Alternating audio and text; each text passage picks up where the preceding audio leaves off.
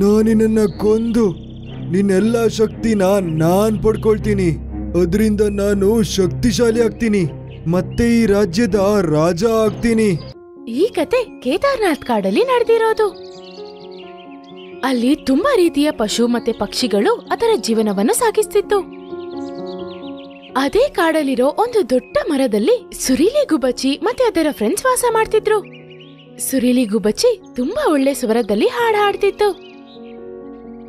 ಆ ತರ ಹಾಡ್ ಹಾಡಿ ಆ ಕಾಡಲ್ಲಿರೋ ಎಲ್ಲ ಪಶು ಪಕ್ಷಿಗಳನ್ನ ಖುಷಿ ಪಡಿಸ್ತಿತ್ತು. ಬೇರೆ ಪಕ್ಷಿಗಳಿಗೂ ಇದರ ಹಾಡು ತುಂಬಾನೇ ಇಷ್ಟ ಆಗ್ತಿತ್ತು. ಸುರೀಲಿ ಗುಬ್ಬಚ್ಚಿ, ನೀನು ಎಷ್ಟ್ ಚೆನ್ನಾಗ್ ಹಾಡಾಡ್ತೀಯ. ಎಲ್ ನೋಡು, ನಿನ್ ಹಾಡ್ ಕೇಳಕ್ಕೆ ಎಷ್ಟ್ ಜನ ಬಂದಿದ್ದಾರೆ ಅಂತ. ನಿನ್ನ ಸ್ವರದಲ್ಲಿ ಏನೋ ಒಂಥರ ಮಾಯೆ ಇದೆ, ಅದ್ರಿಂದ ಎಲ್ಲರಿಗೂ ಹುಷಾರಿಲ್ದೆ ಇದ್ರು ಸರಿ ಹೋಗತ್ತೆ. ಹೌದು ಹೌದು, ನೀನ್ ಹೇಳೋದು ತುಂಬಾನೇ ಸರಿ. ಇವರು ತುಂಬಾ ಚೆನ್ನಾಗಿ ಹಾಡ್ ಹಾಡ್ತಾರೆ. ಅವಾಗ ಸುರೀಲಿ ಗುಬ್ಬಚ್ಚಿ ಕಾಡನ್ನ ಸುತ್ತಕ್ಕೆ ಹೋಗತ್ತೆ. ಸ್ವಲ್ಪ ಹೊತ್ತು ಹಾರಿ ಹೋದ್ಮೇಲೆ ಅದಕ್ಕೊಂದು ಮರ ಕಾಣಿಸುತ್ತೆ. ಅದು ಆ ಮರದ ಮೇಲೆ ಹೋಗಿ ಕೂತ್ಕೊಳ್ಳುತ್ತೆ.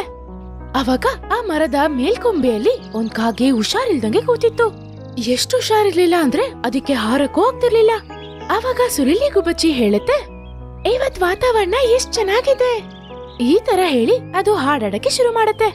ತುರುರುರು ತುರುರುರುರುರು ತುರುರುರುರುರುರು. ಸುರೀಲಿ ಗುಬ್ಬಚ್ಚಿ ಹಾಡಾಡಿದ್ದನ್ ಕೇಳಿದ ತಕ್ಷಣ ಕಾಗೆಗೆ ಹಾಗೆ ಪ್ರಾಣನೇ ಬಂದಂಗಿತ್ತು. ಅದು ಮುಂಚಿನ ತರಾನೇ ತುಂಬಾ ಸ್ವಸ್ಥವಾಗಿರೋ ತರ ಅದಕ್ಕನ್ನಿಸ್ತಿತ್ತು. ಅವಾಗ ಕಾಗೆ ತುಂಬಾನೇ ಶಾಕ್ ಆಗಿ ಆಮೇಲೆ ಯೋಚನೆ ಮಾಡತ್ತೆ, ಈ ಚಮತ್ಕಾರ ಹೇಗಾಯ್ತು? ಈ ಪಕ್ಷಿಯ ಸ್ವರದಲ್ಲಿ ಜಾದೂ ಇದೆಯಾ? ಅದನ್ನ ಕೇಳಿ ನಾನ್ ಆರಾಮಾದೆ. ಅವಾಗ ಕಾಗೆ ಸುರೀಲಿ ಗುಬ್ಬಚ್ಚಿ ಹತ್ರ ಹೋಗಿ ಹೇಳತ್ತೆ, ಎಷ್ಟು ಚೆನ್ನಾಗಿ ಹಾಡಾಡ್ತೀಯ ನೀನು. ನಿನ್ನ ಧ್ವನಿಯಲ್ಲಿ ಜಾದೂ ಇದೆ. ನಂಗೆ ತುಂಬಾ ಹುಷಾರಿರ್ಲಿಲ್ಲ, ಆದ್ರೆ ನಿನ್ನ ಹಾಡು ಕೇಳಿ ನಂಗೆ ಆರಾಮಾಯ್ತು, ಮತ್ತೆ ಹುಷಾರಾದೆ. ಅರೆ ವಾ, ಎಷ್ಟು ಒಳ್ಳೆ ವಿಷಯ. ಆದ್ರೆ ಇದೆಲ್ಲ ನಾನು ಹಾಡೋದ್ರಿಂದ ಏನೂ ಆಗಿಲ್ಲ. ನೀವೇನಾದ್ರೂ ಔಷಧಿ ತಗೊಂಡಿರ್ತೀರಾ? ಹಾಗೂ ಆಗಿರಬಹುದು, ಆದ್ರೆ ನೀನು ಚೆನ್ನಾಗಿ ಹಾಡ್ತೀಯಾ. ಸುರೀಲಿ ಗುಬ್ಬಚ್ಚಿಗೂ ಈ ವಿಷಯ ನಂಬಕ್ಕಾಗ್ಲಿಲ್ಲ, ಒಬ್ರು ಅದರ ಹಾಡನ್ನ ಕೇಳಿ ನಿರೋಗಿ ಆಗ್ತಾರೆ ಅಂತ. ಅವಾಗ ಸಾಯಂಕಾಲ ಆಗಿತ್ತು. ಚಟ್ಕಳಿ ಗುಬ್ಬಚ್ಚಿ ಆಕಾಶದಲ್ಲಿ ಹಾರ್ತಾ ಇತ್ತು. ಅವಾಗೊಂದ್ ಹದ್ದು ಸಡನ್ ಆಗಿ ಗುಬ್ಬಚ್ಚಿ ಮೇಲೆ ದಾಳಿ ಮಾಡತ್ತೆ. ಅವಾಗ ಅದರ ಕಾಲು ಊರ್ದು ಹೋಗತ್ತೆ. ಆಮೇಲೆ ಅದು ಒಂದ್ ಮರದ ಕೆಳಗ್ ಬಂದು ಕುತ್ಕೊಳ್ಳುತ್ತೆ. ಅದೇ ಮರದ ಮೇಲೆ ಸುರೀಲಿ ಗುಬ್ಬಚ್ಚಿ ಕೂತ್ಕೊಂಡು ಅದರ ಸ್ವರದಲ್ಲಿ ಹಾಡನ್ನ ಹಾಡ್ತಿತ್ತು. ಅವಾಗ ಚಟ್ಕಳಿ ಗುಬ್ಬಚ್ಚಿ ಆ ಹಾಡನ್ನ ಕೇಳ್ತಾ ಕೇಳ್ತಾ ಅದರ ಉಡ್ದೋಗಿರೋ ಕಾಲು ಸರಿಯಾಗೋಗ್ಬಿಡತ್ತೆ. ಅವಾಗ ಚಟ್ಕಳಿ ಗುಬ್ಬಚ್ಚಿ ಹೇಳುತ್ತೆ, ಸುರೀಲಿ ಗುಬ್ಬಚ್ಚಿ, ನೀನ್ ಹಾಡಿದ್ದನ್ ಕೇಳಿ ನನ್ನ ಒಡ್ದೋಗಿರೋ ಕಾಲು ಇವಾಗ ಸರಿ ಹೋಯ್ತು. ನೀನೊಂದು ಮಾಯೆ ಪಕ್ಷಿ. ನಿನ್ನ ಸ್ವರದಲ್ಲಿ ಖಂಡಿತ ಮಾಯೆ ಇದೆ. ನಾನೊಂದು ಮಾಯೆ ಗುಬ್ಬಚ್ಚಿ ಅಂತ ನನ್ಗೆ ಗೊತ್ತಿರ್ಲಿಲ್ಲ. ಆದ್ರೆ ಒಂದ್ಸತಿ ಕಾಲು ಕಾಗೆ ನಾನ್ ಹಾಡಿದ್ದನ್ ಕೇಳಿ ಅದು ನಿರೋಗಿ ಆಗೋಯ್ತು. ಆದ್ರೆ ಅವಾಗ ನನ್ನಲ್ಲಿ ಒಂದ್ ಮಾಯೆ ಶಕ್ತಿ ಇದೆ ಅನ್ನೋದನ್ನ ನಾನು ನಂಬಲಿಲ್ಲ. ಹೌದು, ನಿನ್ನಲ್ಲಿ ಮಾಯೆ ಶಕ್ತಿ ಇದೆ. ನಿನ್ನ ಸ್ವರದಿಂದ ನೀನು ಎಲ್ಲಾರನ್ನೂ ಸ್ವಸ್ಥರಾಗಿ ನಿರೋಗಿಯಾಗಿ ಮಾಡಬಹುದು. ನಾನು ಈ ಶಕ್ತಿನ ಎಲ್ಲರಿಗೂ ಸೇವೆ ಮಾಡಕ್ಕೆ ಉಪಯೋಗಿಸ್ತೀನಿ. ಎಲ್ಲರಿಗೂ ಫ್ರೀಯಾಗಿ ಟ್ರೀಟ್ ಮಾಡ್ತೀನಿ. ನಾನ್ ಯಾವಾಗ್ಲೂ ಈ ಶಕ್ತಿಗಳನ್ನ ದುರುಪಯೋಗ ಮಾಡಲ್ಲ. ಆ ಕಾಡಲ್ಲಿ ಸುರೀಲಿ ಗುಬ್ಬಚ್ಚಿನ ಇಷ್ಟ ಪಡದೆ ಇರೋ ಪ್ರಾಣಿಗಳು ಇರ್ತಾ ಇತ್ತು. ನಟ್ಕಟ್ ಕೋತಿಗೆ ಸುರೀಲಿ ಗುಬ್ಬಚ್ಚಿನ ಸ್ವಲ್ಪನೂ ಇಷ್ಟ ಇಲ್ಲ. ಆವಾಗ ಸಡನ್ ಆಗಿ ಒಂದಿವಸ ನಟ್ಕಟ್ ಕೋತಿಗೆ ಹುಷಾರಿಲ್ದಂಗ್ ಆಗೋಯ್ತು. ನಟ್ಕಟ್ ಕೋತಿ ಸುರೀಲಿ ಗುಬ್ಬಚ್ಚಿ ಹತ್ರ ಹೇಳತ್ತೆ, ನಾನ್ ಕೇಳಿದ್ದೀನಿ ನೀನ್ ಹುಷಾರಿಲ್ದವ್ರನ್ನೆಲ್ಲ ಸರಿ ಮಾಡ್ತೀಯ ಅಂತ. ನಿನ್ನ ಹಾಡನ್ನ ಹಾಡಿ ನನ್ನನ್ನು ಕೂಡ ನೀನು ಸರಿ ಮಾಡ್ತೀಯಾ? ನಾನು ನಿನ್ನ ಜ್ವರನ ಇವಾಗ್ಲೇ ಹೋಗಿಸ್ತೀನಿ. ಸುರೀಲಿ ಗುಬ್ಬಚ್ಚಿ ಹಾಡಾಡಕ್ ಶುರು ಮಾಡಿದ ತಕ್ಷಣ ಆ ನಟ್ಕಟ್ ಕೋತಿ ಹೋಗಿ ಸುರೀಲಿ ಗುಬ್ಬಚ್ಚಿನ ಹಿಡ್ಕೊಂಡ್ಬಿಡತ್ತೆ. ನೀನ್ ಯಾಕೆ ನನ್ನ ಈ ತರ ಇಟ್ಕೊಂಡಿದ್ಯಾ? ನನ್ನ ಬಿಡು.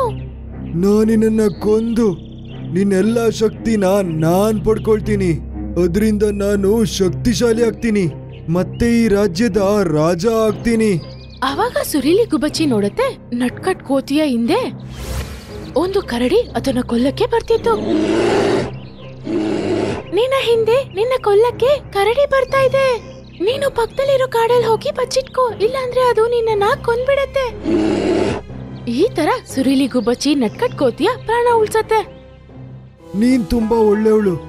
ನಾನು ನಿನ್ನ ಕೊಲ್ತಿದ್ದೆ, ಆದ್ರೆ ನೀನ್ ನನ್ನನ್ನ ಕಾಪಾಡ್ದೆ. ನಿನ್ಗೆ ನಾನಂದ್ರೆ ಸ್ವಲ್ಪನೂ ಇಷ್ಟ ಇಲ್ಲ ಅಂತ ನನಗ್ ಗೊತ್ತು. ಆದ್ರೆ ನನಗೆ ಎಲ್ಲರೂ ಒಂದೇ ತರಾನೇ. ನಾನು ಎಲ್ಲರಿಗೂ ಸಹಾಯ ಮಾಡ್ತೀನಿ, ಯಾರಿಗೂ ಹುಷಾರಿಲ್ಲ ಅಂದ್ರೂ ಸರಿಪಡಿಸ್ತೀನಿ. ಇದು ನನ್ನ ಮುಖ್ಯವಾದ ಕರ್ತವ್ಯ. ಸುರೀಲಿ ಹಕ್ಕಿ, ನನ್ನ ಮನ್ಸಲ್ಲಿ ನಿನ್ ಬಗ್ಗೆ ಮರ್ಯಾದೆ ಜಾಸ್ತಿ ಆಯ್ತು. ನೀನ್ ನನ್ನ ಪ್ರಾಣ ಕಾಪಾಡ್ದೆ, ಮತ್ತೆ ನನ್ ಸರಿ ಮಾಡ್ದೆ.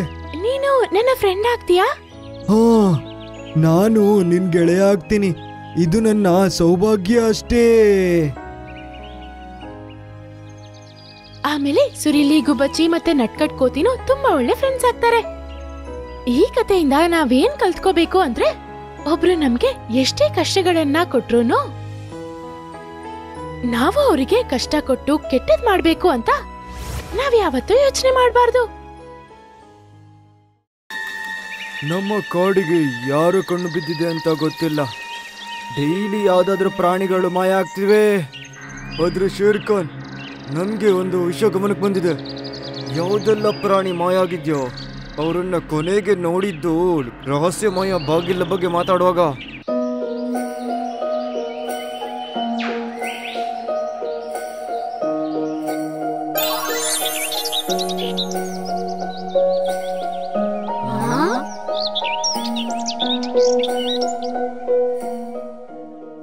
ಅರೆ ವಾ, ಈ ಹಣ್ಣು ಎಷ್ಟು ಚೆನ್ನಾಗಿದೆ. ಇಂತಹ ಒಂದು ಹಣ್ಣು ನಾನು ಯಾವಾಗ್ಲೂ ನೋಡೇ ಇಲ್ಲ. ನಾನು ಈ ಹಣ್ಣನ್ನ ಇವತ್ ನೋಡ್ಬಿಟ್ಟೆ. ನಾನು ಈ ಹಣ್ಣನ್ನ ಖಂಡಿತವಾಗ್ಲೂ ಇವತ್ತು ಹೆಂಗಿದೆ ಅಂತ ತಿಂದು ನೋಡ್ಬೇಕು.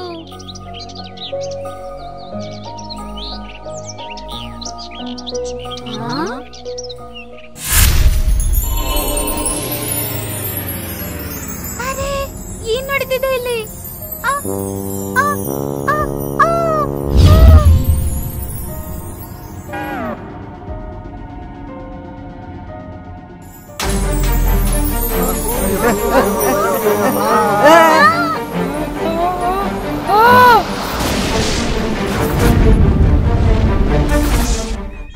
ಕಾಡಲ್ಲಿ 4 ಕಡೆ ಪರಿಸ್ಥಿತಿನೇ ಚೆನ್ನಾಗಿರ್ಲಿಲ್ಲ. ಎಲ್ಲಾ ಜಂತುಗಳು ಚಿಂತೆಗೊಳಗಾಗಿತ್ತು.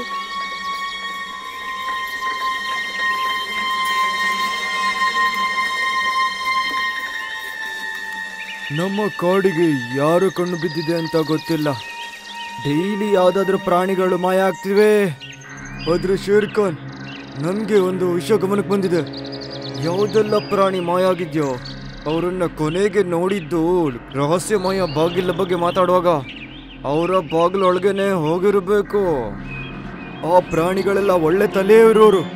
ರಾಮು ಆನೆ, ಚೋಟು ಜಿಂಕೆ ಮತ್ತೆ ಬಗೀರ ಮಂಗ, ಅವರೆಲ್ರಿಗೂ ಆ ಬಾಗಿಲಿನ ಬಗ್ಗೆ ಗೊತ್ತಿತ್ತು. ಅವ್ರಿಗೆ ಗೊತ್ತಿದ್ದು ಯಾಕೊಳಗಡೆ ಹೋಗ್ತಾರವರು? ಈ ರಹಸ್ಯಮಯ ಬಾಗ್ಲೇನೋ?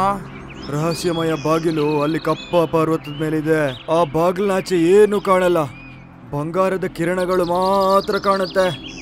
ಯಾರದ್ರ ಒಳಗಡೆ ಹೋಗಿದಾರೋ ಹಿಂದೆ ಬರಲೇ ಇಲ್ಲ. ನಮ್ಮ ಪ್ರಾಣಿಗಳು ಮಾಯ ಆಗಿರೋ ವಿಷಯ ಗೋಲ್ಡಿಗೆ ಗೊತ್ತಾಗಿದೆ. ಅವನು ಯಾವಾಗ ಬೇಕಾದ್ರೂ ಶೇರು ಜೊತೆ ಸೇರಿ ನಮ್ಮ ಮೇಲೆ ಅಟ್ಯಾಕ್ ಮಾಡ್ಬೋದು. 2 ಸಿಂಹಗಳನ್ನ ನೀವೇ ಹೇಗೆ ಫೈಟ್ ಮಾಡ್ತೀರಿ? ಒಬ್ಬ ರಾಜನಾಗಿ ನಂಗೆ ಸೋಲೊಪ್ಕೊಳ್ಳೋದು ಇಷ್ಟ ಇಲ್ಲ, ಆದ್ರೆ ನಾನು ಸಾಯೋ ತನಕ ಹೋರಾಡ್ತೀನಿ. ಇದನ್ ಕೇಳಿದ ಮೀಟುಗಿಳಿಗೆ ತುಂಬಾನೇ ಬೇಜಾರಾಗುತ್ತೆ. ಮಾರನೇ ದಿನ ಬೆಳಗ್ಗೆ ಯಾರಿಗೂ ಗೊತ್ತಿಲ್ಲದೆ ಆ ಬಾಗಿಲ ಹತ್ರ ಅದು ರಹಸ್ಯವಾಗಿ ಹೋಗಿ ನೋಡುತ್ತೆ. ಮೇಲೆಯಿಂದ ಅದೇನೋ ನೋಡುತ್ತೆ. ಕೆಳಗಡೆ ಕಾಲು ಕರಡಿ ಗೋಲ್ಡಿ ಹತ್ರ ಏನೋ ಮಾತಾಡ್ತಾ ಇರುತ್ತೆ. ಏನೋ ನಮ್ಮ ಕರಡಿ ಆ ಗೋಲ್ಡಿ ಹತ್ರ ಯಾಕೆ ಮಾತಾಡ್ತಿದೆ?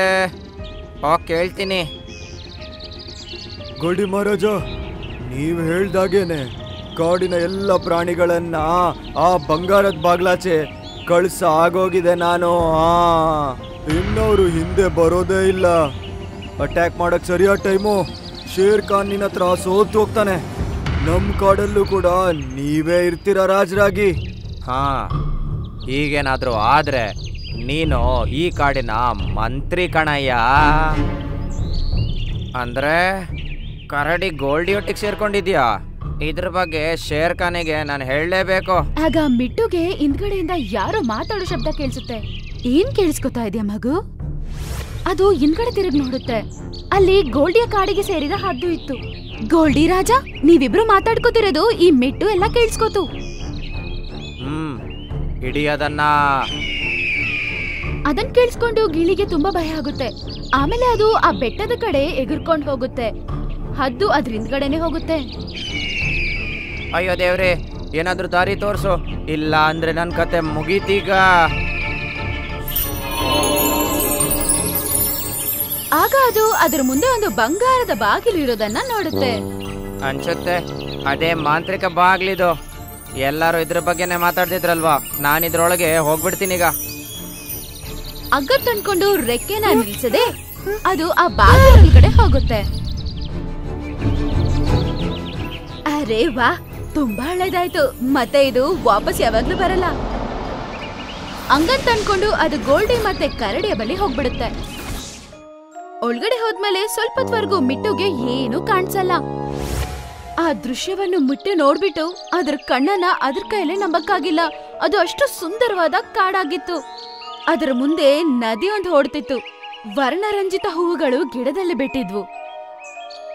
ಅದು ನೋಡುತ್ತೆ, ಅದರ ಕಾಡಿನಿಂದ ಮಾಯ ಆಗಿರುವ ಜಂತುಗಳೆಲ್ಲ ಪಂಜರದಲ್ಲಿ ಬಂಧಿಸಲ್ಪಟ್ಟಿದ್ವು. 4 ಕಡೆ ಪಕ್ಷಿಗಳಿದ್ವು. ಮತ್ತೆ ಒಂದು ಪಕ್ಷಿ ಸಿಂಹಾಸನದ ಮೇಲೆ ಕೂತಿರುತ್ತೆ. ನೀನ್ ಯಾರು? ನೀನ್ ಇಲ್ಲಿ ಬಂದಿರುವುದರಿಂದ? ಪಕ್ಷಿಗಳ ರಾಣಿ, ನಾನು ಮಿಟ್ಟು ಅಂತ. ನನ್ನ ಗೆಳೆಯರನ್ನ ನೀವು ಯಾಕೆ ಹಿಡಿದಿಟ್ಕೊಂಡಿದ್ದೀರಾ ಇಲ್ಲಿ? ಈಗ ನಿನ್ನ ಕೂಡ ಇವ್ರಂಗೆ ನಾನು ಬಂಧಿಸ್ಬಿಡ್ತೇನೆ. ಹಂಗಂತ ಅದು ಮಾಯ ಮಾಡುತ್ತೆ. ಆದ್ರೆ ಮಿಟ್ಟು ಮೇಲೆ ಆ ಮಾಯೆ ಏನು ಪ್ರಯೋಗ ಆಗಿಲ್ಲ. ಏನಿದು? ಇದಾಗಕ್ಕೆ ಸಾಧ್ಯನೇ ಇಲ್ಲ. ನನ್ನ ಮಾಯ ನಿನ್ ಮೇಲೆ ಯಾಕೆ ಕೆಲ್ಸ ಮಾಡ್ತಿಲ್ಲ? ಹಂಗಂತ ಅವಳು ಮತ್ತೆ ಮಾಯ ಮಾಡ್ತಾಳೆ. ಈ ಸಲ ಕೂಡ ಅವಳ ಮಾಯೆ ಮಿಟ್ಟು ಮೇಲೆ ಕೆಲ್ಸ ಮಾಡಿಲ್ಲ. ಯಾವ ಜಂತು ಅತಿ ಆಸೆ ಇಲ್ಲದೆ ಇಲ್ಲಿಗೆ ಬರುತ್ತೋ ಅದ್ರ ಮೇಲೆನೆ ನನ್ನ ಮಾಯೆ ಕೆಲ್ಸ ಮಾಡಲ್ಲ. ಅಂದ್ರೆ ನೀನು ಅತಿ ಆಸೆಯಿಂದ ಇಲ್ಲಿ ಬಂದಿಲ್ವಾ? ಇಲ್ಲ ರಾಣಿ, ನನ್ನ ಜೀವನ ಉಳಿಸ್ಕೊಳ್ಳೋಕೆ ನಾನು ಬಂದೆ. ನನ್ನ ಹಿಂದೆ ಒಂದು ಹದ್ದು ಬಿದ್ದಿತ್ತು, ಅದರಿಂದ ಕಾಪಾಡ್ಕೊಳ್ಳೋಕಂತ ಇಲ್ಲಿ ಬಂದೆ. ನಿನ್ನ ಮನಸ್ಸು ತುಂಬಾ ಒಳ್ಳೆಯದು. ನಾನು ಕೊಡುವ ಬಹುಮಾನವನ್ನು ಪಡೆಯೋದಕ್ಕೆ ನಿನ್ನಂತಹ ಪಕ್ಷಿಗೆ ಮಾತ್ರನೇ ಅರ್ಹತೆ ಇದೆ. ಹಂಗಂತೇಳಿ ಪಕ್ಷಿ ರಾಣಿ ಮಾಯ ಮಾಡುತ್ತೆ.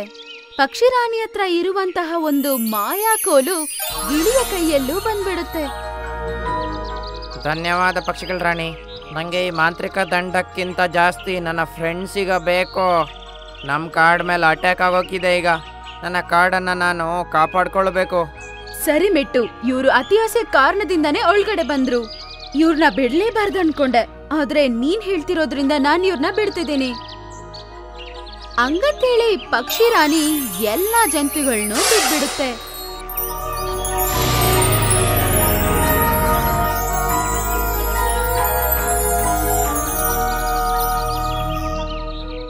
ಕಾಡನ್ನ ಆಕ್ರಮಣೆ ಮಾಡ್ಕೊಳ್ಳೋದಕ್ಕೆ ಗೋಲ್ಡಿ ತಯಾರಾಗಿತ್ತು. ಗೋಲ್ಡಿ ಅದರ ಸಹೋದರನ ಜೊತೆ ಶೇರ್ ಖಾನ್ ಮುಂದೆ ಬಂದು ನಿಂತ್ಕೊಳ್ಳುತ್ತೆ. ಶೇರ್ ಖಾನ್, ಸೋಲೊಪ್ಕೊ ನೀನು. ನಿನ್ನ ಸಪೋರ್ಟರ್ಸ್ ಎಲ್ಲ ಹೋಗಾಗಿದೆ ಈಗ್ಲೇ. ಮತ್ತೆ ನಾವಿಬ್ರು ಹುಲಿಗಳಿದ್ದೀವಿ. ನೀನೊಬ್ಬ ನಮ್ಮಿಬ್ರನ್ನ ಹೇಗ್ ಸೋಲಿಸ್ತೀಯಾ? ಏನಾಗಲ್ಲ, ನಾ ಸತ್ತೋದ್ರು ಕೂಡ ಸೋಲೊಪ್ಕೊಳ್ಳಲ್ಲ. ನಾನಿಲ್ಲಿನ ರಾಜನಾಗೆ ಸಾಯ್ತೀನಿ. ಹಂಗಂತೇಳಿ ಶೇರ್ ಖಾನ್ ಅವ್ರ ಮೇಲೆ ಎಗರ್ತಾನೆ.